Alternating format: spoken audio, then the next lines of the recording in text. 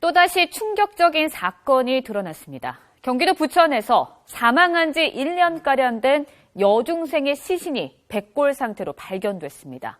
그런데 이 사건의 유력한 피의자로 긴급 체포된 사람, 다름 아닌 여중생의 부모였습니다. 끔찍하고 엽기적인 사건, 경찰의 발표 내용 직접 들어보시겠습니다.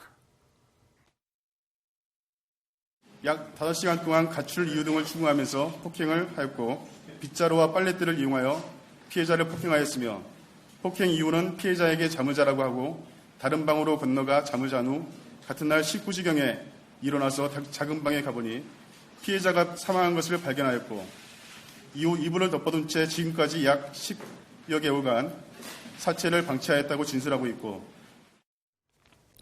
또 한 가지 놀라운 사실은 13살 친딸의 시신을 1년 가까이 집에 방치한 피의자의 아버지가 바로 목사였다는 점입니다.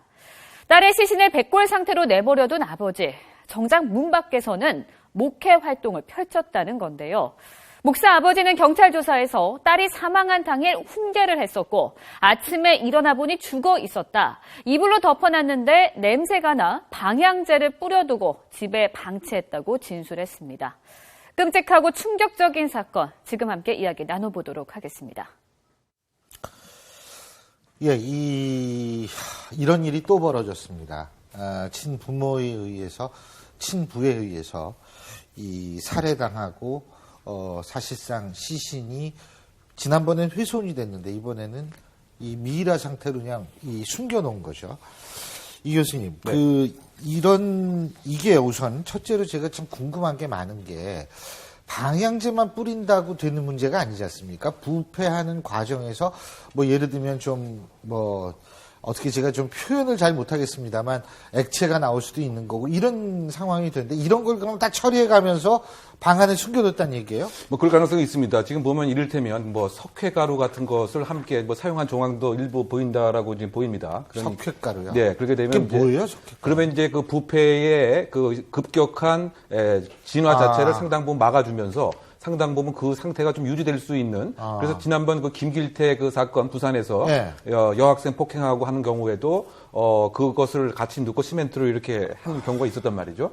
그래서 일단은 그와 같은 것이 일정 기간 이제 진행이 되다 보니까 이른바 그 냄새가 나기 때문에 이것을 5개, 6개의 방향제로 이제 막았고 그래서 일정한 실화파, 백골화 현상이 또 지나게 되면은 그 부패가 종료됐기 때문에 냄새 자체는 일상생활을 하는 데에 많은 지장을 안 주는 거죠. 또 방향제가 있기 때문에. 그래서 일단은 그 사체에 대한 그 보관 자체를 그와 같은 입장에서 한 것 같은데 가장 큰 그 이유 자체는 예를 들어서 지난번 사건처럼 사체를 훼손하고 다른 장소로 또 유기를 하는 그 과정에서 본인이 검거될 우려가 상당 부분 있고 심적인 압박이 있는 것이죠.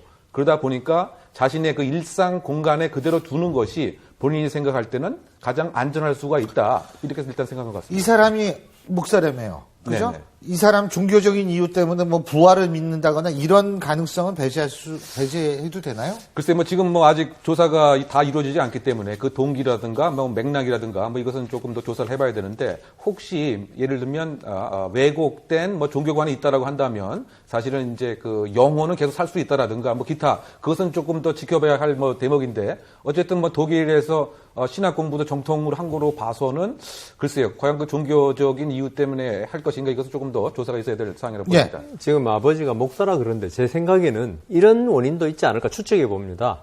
그 딸이 어떤 일종의 정신병 내지 어떤 병이 있었고 여기에 대해서 목사니까 우리가 그 예전에도 몇 번 안수기도 끝에 사망한 그 신도들 경우를 몇 번 봤거든요.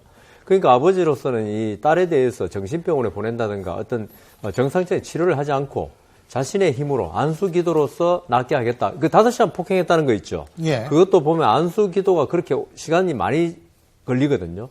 그렇게 한 게 아닐까. 그래서 안수기도 끝에 안수기도도 결국은 전부 다 그 폭행치사로 입건되고 전부 다 처벌받습니다. 이게 전혀 우리가 용인할 수 없는 거기 때문에. 당연하죠. 그래서 그렇게 해서 죽인 게 아닐까. 그리고 나서 이제 아버지 입장에서 자기는 종교적인 어떤 입장에서 이렇게 딸을 했는데 여기 대해서 자책을 많이 하겠죠. 그래서 이런 사태가 이게 만일에 진짜 자기가 살인의 의도라든가 정말 폭행의 의도, 그러니까 어떤 치료의 목적이 아닌 폭행의 의도로 했다면 이렇게 놔두지 않았지 않을까 그런 생각도 듭니다. 저는 그렇게 안 봅니다. 이거는 흉악하고 지금 목사가 아니고 정말 인간의 탈을 쓴 뭐라 할까요? 항마라 할까? 말종이라 할까? 그런 유해 범죄 행위일 뿐이에요. 왜 그러냐면은 뭐 부활이라든가 영혼의 부활 같은 것을 노렸다고 한다면은 평소 폭행을 안 하는데 5시간을 폭행하는 사람은 없습니다. 그건 아주 죽으라고 때린 거거든요. 두 번째, 실종신고를 한 거 아닙니까? 범죄 행위를 제가 은폐하기 위한 거예요. 무슨 부활이고 이런 것은 그냥 괜히, 그냥 목사니까, 사이비 종교 그런데 좀 심취해갖고 그렇죠. 그런 거 아닌가 그런데 이 자체 냉정하게 보면 이건 완전 추악하고 도저히 있을 수 없는 범죄 행위입니다. 목사가 살인하지 말라는 게 10계명에 있는 가장 중요한 그걸 어기면서 뭐라고 하겠다는 거예요. 그 행위가 목사가 예를 들면은 그냥 어떤 자연사를 했다든가 무슨 특별한 이유로 그냥 죽었을 경우 그런 경우 자기 어떤 종교적 신념이라든가 무슨 특별한 그 사이비 종교의 관념에 따라서 부활할 수도 있겠지. 내가 기도를 하면 살아날 수도 있겠지. 하지만 이건 5시간을 폭행한 것을 완전 있을 수가 없는 거고 아마 이게 5시간이라고 한다면은 그 전에도 지속적인 폭행이 있었다고 봐야죠. 지금 아주 중요한 포인트를 말씀해 주신 것 같은데 그거 가출 신고를 했다는 거 아니에요? 네, 그 3월 17일 이제 이후에 그 경찰에 일부러 이제 가출 신고를 지금 추정 사망 날짜가 언제죠? 지금 일단 3월 17일 날 가출 신고가 되어 있는 것이고 예. 사망 추정 자체가 정확하게 언제라고 하는 것은 특정하기에 상당 부분 이제 한계가 있지 않을까. 지난번 그 부천 사건에서도 사체가 상당 부분 많이 훼손되고 그러다 보니까 사인 자체는 가리는데 한계가 있죠. 근데 저는 종교와 관련해서 좀 이런 생각도 해봤습니다. 만약에 종교 관련이 있다고 한다면 우연인지 모르지만 최근에 지난달인가요? 한국인이 독일에 갔는데 글쎄요. 귀신 네. 쫓는 행위, 테마 행위도 그것도 이제 종교와 관련되기 때문에 네. 혹시 이건 시나리오인데 예. 일정한 그와 같은 행위에서 사고로서 사망이라고 하는 결과가 생기다 보니까 예. 이것을 은닉하고 숨기려고 하는 과정을 일단은 가출 신고를 하고 부패의 지연을 가속화를 막기 위해서 일정한 약물 처리를 한 그것도 가상적인 시나리오를 하지만 그럼에도 불구하고 어쨌든 법적으로 보면 예. 분명한 아동 관련된 법에 아동 학대 치사에 분명히 해당되는 것이죠. 근데요, 이게 가출 신고를 하면은 교육청이나 학교 같은 경우엔 가출했나 보다. 그러고 그냥 넘어가는 시스템이 모양이죠, 지금은? 이번에도 지난번과 판박입니다. 그러니까 네. 3월 17일부터 이제 학교를 안 나왔기 때문에 담임 교사가 3월 달에 한 번, 3월 말에 한 번, 그리고 6월 말에 출석 동료 통지서를 보냈습니다. 예. 그런데 이제 출석을 안 하다 보니까 6월 30일 날짜로 사실은 정원 외에 분류를 해버렸습니다.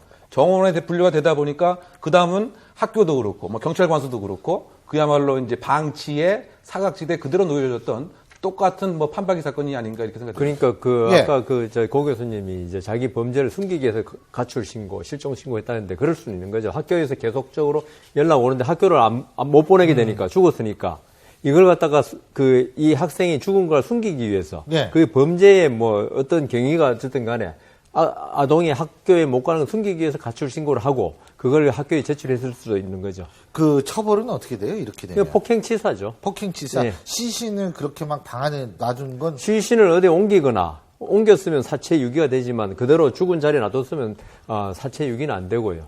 그다음 딴 거는 될 게 없으니까. 근데 이렇게 폭행치사로밖에는. 정말 영화에나 나올 공포스러운 일을 한 사람이 폭행치사면 또 얼마 안 있으면 나올 거 아닙니까? 벌금도 나옵니다, 가끔은.